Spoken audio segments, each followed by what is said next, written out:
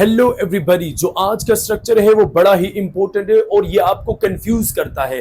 अक्सर टीचर तो इसको पढ़ाते ही नहीं है इस वजह से कि इसको एक्सप्लेन करना भी मुश्किल होता है। तो मैंने आपको ऑलरेडी कई वीडियोस में बता चुका हूं, जब भी कोई वर्ड हो, कोई कंजंक्शन हो, कुछ भी हो, आप उसको एग्जाम्पल में इस्तेमाल होते हुए देखा करें। एग्जाम्पल में क्यों? जब आप उसकी 4 से 5 10 एग्जाम्पल देखते हैं, आपका दिमाग अंडरस्टैंड करता है। तो जो आज का टॉपिक है, आपने इसका पहले स्ट्रक्चर समझना है, ये किस तरह इसका फार्मूला है, क्योंकि इसका फार्मूला ही सब कुछ है। ये बड़ा कंफ्यूज कर देता है, आप ग्रामेटिकल मिस्टेक करते हैं। इसका फार्मूला क्या होगा? सबसे पहले आपने लगाना है नो सूनर। नो सूनर, उसके फौरन बाद आपने लगाना है हेल्पिंग वर्ब। कोई भी हेल्पिंग वर्ब, प्रेजेंट सिंबल का होगा तो डू डज, पास्ट होगा तो डिड, और परफेक्ट होगा तो हैव एज, या पास्ट परफेक्ट होगा तो हैड होगा, तो हेल्पिंग वर्ब। उसके बाद आपने लगाना है सब्जेक्ट और उसके बाद आएगा आपका वर्ब। यहां पर एक आपका सेंटेंस हो जाएगा मुकम्मल। फिर आपने लगाना है देन, THAN, देन लगाना है। उसके बाद एक पूरा नेक्स्ट सेंटेंस होगा। ये एक पूरा इसका स्ट्रक्चर है। इसका structure same like WH word की तरह है कि नो सूनर के फौरन बाद आपने हेल्पिंग वर्ब लाजमी लगाना है। जैसे कि आप WH वर्ड में लगाते हैं कि व्हाट के बाद, वेयर के बाद, व्हेन के बाद, उनके फौरन बाद आप हेल्पिंग वर्ब लाजमी लगाते हैं। अब हम चलते हैं इसके मतलब की तरफ। तो इसका मतलब मैं आपको उर्दू में पहले या हिंदी में पहले नहीं बता रहा। आप क्या करें, इसका पहले इंग्लिश में मतलब जानने की कोशिश करें। जो ही आपको इंग्लिश मतलब समझ आ गया, फिर आप इसका जो भी मतलब लेते रहें, उर्दू में हो या हिंदी में हो, जो भी मतलब ले, आपकी मर्जी। इंग्लिश मतलब जानना निहायत ही जरूरी है। तो इंग्लिश मतलब क्या है? It is use to say that something happens immediately after something else. भाई समथिंग हैपेंस, कुछ होता है, इमीडिएटली समथिंग एल्स, कुछ होता है किसी और चीज के बाद। मींस के एक काम के फौरन बाद कोई और काम होता है। एक काम होता है, उसके फौरन बाद अगर कोई और काम होता है, या एक चीज हो उसके फौरन बाद कोई और चीज हो, कोई और वाकया हो और कोई काम हो, तब आपने नो सूनर का इस्तेमाल करना है। लेकिन जब आप इसको एग्जाम्पल में इस्तेमाल होते हुए देखेंगे तो आपको क्लैरिटी होगी। मैंने कोई एक एग्जाम्पल नहीं, 10 एग्जाम्पल बनाई है ताकि कंफ्यूजन की क्लैरिटी हो और स्ट्रक्चर आपके दिमाग में बैठे। तो पहले अगर आप एग्जांपल देखें, no sooner had I arrived then the party started.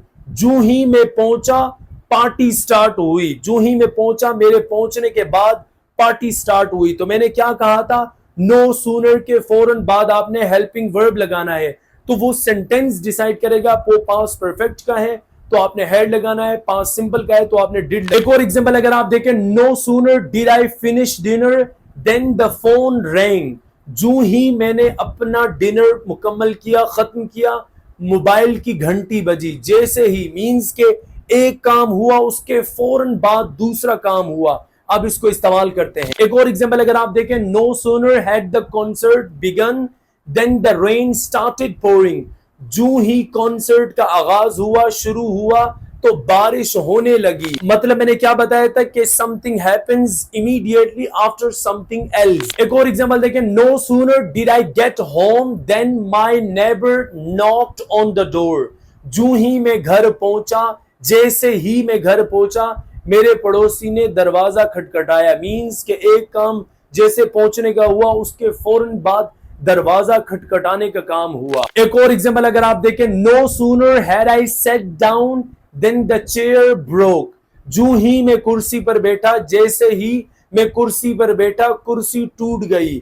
जैसे ही कुर्सी पर बैठने का काम हुआ तो फौरन दूसरा एक काम हुआ, वो क्या? कुर्सी टूटने का। एक और एग्जांपल अगर आप देखें, no sooner did I start my vacation then I got sick. जैसे ही मेरी छुट्टियां हुई, जैसे ही मेरी छुट्टियों का आगाज हुआ, मैं बीमार हो गया। आपको डेफिनेशन बताई थी, डेफिनेशन के अकॉर्डिंग आप चले। एक और एग्जांपल अगर आप देखें, no sooner had I learn the news then I shared with my fathers. जो ही मुझे खबर का पता चला, या जैसे ही मुझे खबर पता चली, मैंने अपने अब्बा से, अपने वालिद से शेयर की। इस एग्जांपल में इंपॉर्टेंट बात यह है कि ये जो वर्ड लर्न है, इसका मतलब पता चलना भी होता है। जैसे कि आई लर्न सम न्यूज, मुझे चंद खबरें पता चली हैं। तो यहां लर्न का मतलब सीखना तो होता है, लेकिन लर्न का मतलब पता चलना भी होता है, कोई बात पता चलना। आई लर्न द न्यूज, मुझे खबर पता चली।